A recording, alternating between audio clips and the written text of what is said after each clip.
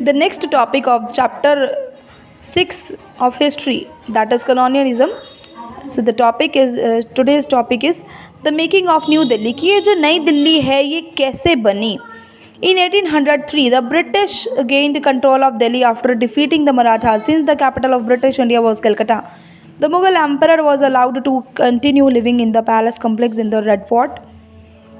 The modern city as we know it today developed only after 1911 when Delhi became the capital of British India.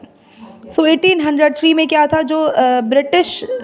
जो Britishers थे उन्होंने पूरा अपना आधिपत्य जो है दिल्ली पर जमा लिया था और मराठास जो कि दिल्ली पर आधिपत्य उनका जमा हुआ था उन्होंने हरा दिया था। और ये जो पहले ब्रिटिश का कैपिटल ज़्यादा होता था आपका कैलकटा, कि वहीं से वो अपने बिजनेस एंड ऑल दैट सब कुछ संभालते थे, लेकिन क्या हुआ धीरे धीरे जो है उन्होंने अपना दिल्ली पर ही सब कुछ उन्होंने आधिपत्य जमा लिए। द मुग़ल एम्परर जो थे, जो वहाँ उस टाइम के जो मुग़ल एम्परर थे मराठास जैसे बोल सकते हैं, तो ये इन लोगों को एक पार्टिकुलरली लाल किले में रहने की इजाज़त तो दे दी गई थी, लेकिन वो राज नहीं कर सकते थे अब दिल्ली पर। तो ये जो मॉडर्न सिटी है जिसे अब हम दिल्ली कहते हैं, ये 1911 के बाद ही बनी थी ब्रिटिश इंडिया की कैपिटल। ठीक है। Demolishing a past before 1857 developments in Delhi were somewhat different from those in other colonial cities in Madras, Bombay और Calcutta. The living spaces of Indians and the British were sharply separated. कि 1857 से पहले क्या देखते हैं कि जो डेवलपमेंट्स होती थी दिल्ली में, उनका वो डिफरेंट होती थी, एक बहुत ही अलग होती थी वो दूसरी कॉलोनियल सिटीज़ के हिसाब से उनकी कंपैरिजन में ये बहुत अलग होता था। कैसे कि मद्रास या बॉम्बे कलकत्ता में क्या देखा जाता था कि जो स्पेसेस थी, जो लिविंग स्पेसेस थी इंडियंस के रहने के लिए या फिर ब्रिटिश के रहने के लिए, वो बिल्कुल अलग थी।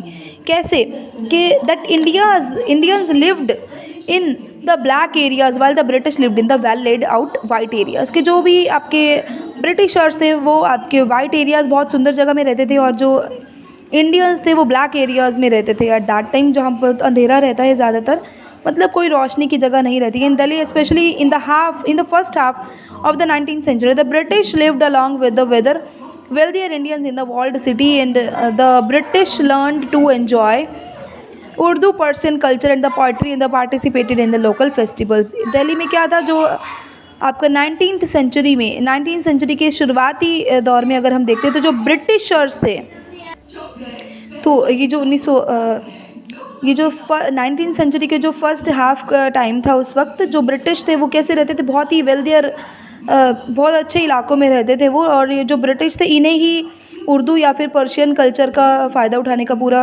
हक था, इन्हें इन्जॉयमेंट सब कुछ यही करते थे। जो भी पोइट्री या फिर जहाँ भी कोई फेस्टिवल होते थे वहाँ पर यही लोग पार्टिसिपेट करते थे, दूसरे लोगों को इसमें पार्टिसिपेट करने का भी अधिकार नहीं था। ऑन पेज नंबर 67 एक छोटा सा पैराग्राफ आपको गिवन है, ये भी हम छोड़ना नहीं चाहते। तो एक लाइन है जो कि उस टाइम में जो पोइट थे उनका नाम था यही मीर ताकी मीर। तो उन्होंने क्या कहा था, दिल्ली जो एक शहर था आलम में इंतखाब। तो जो दिल्ली एक, उनके कहने का क्या मतलब था कि देखो 1739 में क्या हुआ था कि जो दिल्ली थी ना, उन्हें नादिर शाह ने अपना बना लिया था और उन्होंने बहुत बार यहाँ पर लड़ाइयाँ एंड ऑल दैट, दिल्ली के लिए तो बहुत सारे लड़ाइयाँ आपने देखी हैं। ठीक है, आपके इतिहास में अगर आप देखेंगे तो दिल्ली ही सबसे ज़्यादा लड़ाई के लिए बनती थी कि बस सभी को दिल्ली ही चाहिए होती थी। तो मीर ताकी मीर क्या कहते थे कि ये जो दिल्ली एक शहर था, हम यहाँ के रहने वाले हैं इस उजड़े दयार के, मतलब जहाँ सब उजड़ चुका है अब हम वहीं के रहने वाले थे, हम इसी रूइंड टेरिटरी के रहने वाले थे और इसी को दिल्ली कहा जाता था। जो establishment of Delhi college in 1792 led to a great intellectual flowering in the science as well as humanities, largely in the Urdu language. Many refer to the period from 1830 to 1857 as a period of the Delhi Renaissance। तो देखिए जो Delhi college था 1972 में, यहाँ क्या देखा गया था, एक बहुत ही फ्लावर्स से रिलेटेड एक फेस्टिवल जाना जाता था एट दैट टाइम।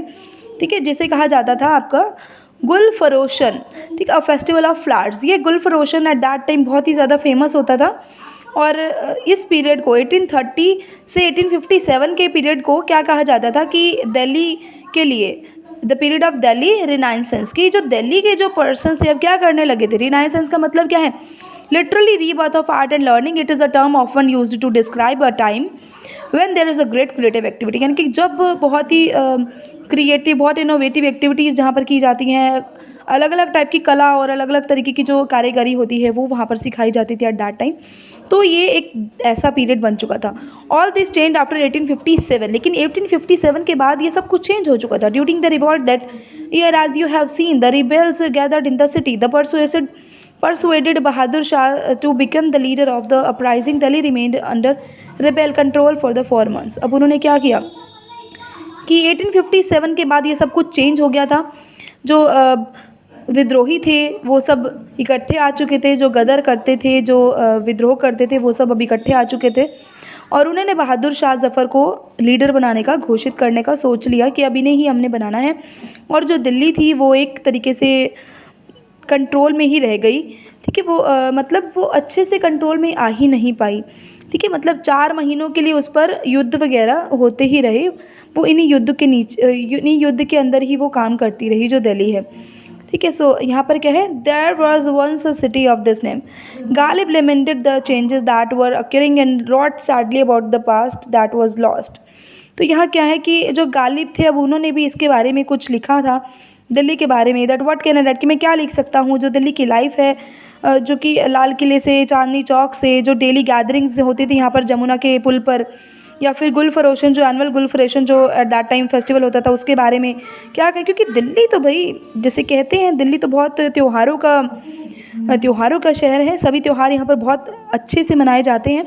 तो ये सब में दिल्ली जो है एक तरीके से खोसी गई थी। When the British regained the city, they embarked on the campaign of revenge and plunder. The famous poet Ghalib witnessed the events of the time. This was how he described the ransacking of Delhi in 1857. When the angry lions, the British entered the town, they killed the helpless and burned houses. The horde of men and women, commoners and noblemen, poured out of Delhi from the 3 gates and took shelter in small communities and towns outside the city. To prevent another rebellion, the British exiled Bahadur Shah to Burma, now Myanmar, dismantled his court, razed several of the places, closed down gardens, built barracks for troops in their places.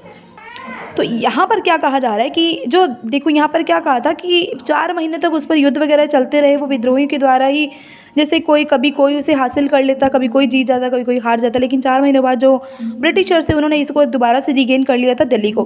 तो अब दिल्ली के ऊपर जो था उन्होंने बदला लेने का जो भावना थी वो बहुत बढ़ गई थी। ठीक है, तो एक फेमस पोइट जो कि गालिब, अभी आपको जिनके बारे में मैंने बताया, तो उन्होंने एट दैट टाइम बहुत कुछ कहा था दिल्ली के बारे में कि अपनी बहुत सारी वो कविताएं लिखते थे, बहुत सारे लेख लिखते थे। उन्होंने दिल्ली को शामिल किया था। तो वहाँ पर क्या करते, जो ब्रिटिशर्स थे अब क्या कर रहे थे 1857 के बाद, उन्होंने घर जलाना शुरू कर दिया, लोगों को मारना पीटना, मजबूर जो लोग होते हैं उन्हें और तंग करना, सताना, आदमियों को, औरतों को, जो भी अच्छे मेंस थे, नोबल मेंस थे, उन्हें भी मतलब poured out the Delhi from the 3 gates and took shelter in small community. मतलब दिल्ली से उन्हें निकाल दिया गया। ठीक है, और उन्हें बड़ी छोटी छोटी गाँवों में वहाँ जाकर रहने को कह दिया गया। ठीक है, तो यहाँ पर क्या किया, जो ब्रिटिश एक्साइल्ड बहादुर शाह ज़फ़र के साथ उन्होंने क्या किया, उन्हें भी कोर्ट तक घसीटा, उन्हें जैसे जेल उन्हें कराई, बहुत सारी गार्डन्स क्लोज़ कर दिए गए। तो बहुत ज़्यादा उन्होंने दिल्ली में नुकसान कर दिया, बहुत ज़्यादा आतंक मचा दिया। आफ्टर दैट ये फिगर्स भी आप देख ही रहे हैं किस तरीके से आप दिल्ली हमारी एट दैट टाइम दिखती थी। The British wanted Delhi to forget its Mughal past. The area around the fort was completely cleared of gardens, pavilions and mosques. Though temples were left intact, the British wanted a clear ground for security reasons. Mosques in the particular were either destroyed or put to other uses. For instance, the Zinatal Masjid was converted into a bakery. No worship was allowed in the Jama Masjid for 5 years. 1/3 of the city was demolished and its canals were filled up. In the 1870s, the western walls of Shah Jahanabad were broken to establish the railway and to allow the city to expand beyond the walls. The British now began living in the sprawling civil lines area that came up in the north away from the Indians in the walled city. The Delhi College was turned into a school and shut down in 1877। अब यहाँ पर क्या हुआ था, जो Britishers थे अब वो क्या चाहते थे दिल्ली को कि वो अपना मुग़ल पास जो है, अपने जो मुग़ल राजा थे वो उन्हें भुला दे। लेकिन कैसे कोई भुला सकता है, अपने जो राजा अच्छे होते हैं उन्हें नहीं भुलाया जा सकता। जो भी एरिया होता था अराउंड आपका जो लाल किला के आसपास का जो एरिया था, उसके आसपास के जो भी गार्डन्स होते थे, जो भी बगीचे होते थे, जो भी चर्च, जो भी मॉस्क्यूज़ होते, जो मस्जिद होते थे, टेम्पल्स वगैरह रखे गए थे, जो मस्जिद थी उन्हें हटा दिया गया था क्योंकि मुग़ल आधिपत्य वो बिल्कुल ख़त्म करना चाहते थे एट दैट टाइम। जो ब्रिटिशर्स थे वो क्या चाहते थे कि अब वो अपनी सिक्योरिटी ही उनके लिए मायने रखती थी। तो ये जो यहाँ पर जो मस्जिद वगैरह थी उसे बेकरी में कन्वर्ट कर दिया गया था।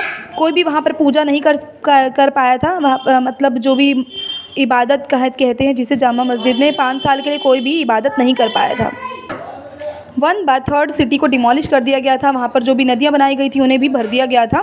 तो 1870s के बाद अब क्या देखते थे कि यहाँ पर शाहजहानाबाद जो थे उन्होंने the western walls of Shahjahanabad की जो लेन्स होती थी, जो भी वॉल्स होती थी वो सब गिरा दी गई थी रेलवे लाइन बनाने के लिए, क्योंकि रेलवे उन्हें बनानी थी। उन्होंने रेलवे की जो सर्विस थी वो इंडिया में लानी थी। उसके लिए उन्होंने क्या किया, उन वॉल्स को तोड़कर आगे अपना रास्ता वगैरह बनाने का सोच लिया। तो जो दाली कॉलेज था उसे एक स्कूल में बदल दिया गया और उसे फिर बंद ही कर दिया गया 1877 में। तो नेक्स्ट टॉपिक हम नेक्स्ट क्लास में डिस्कस करेंगे बेटे। कोई भी डाउट है तो आप पूछ सकते हैं।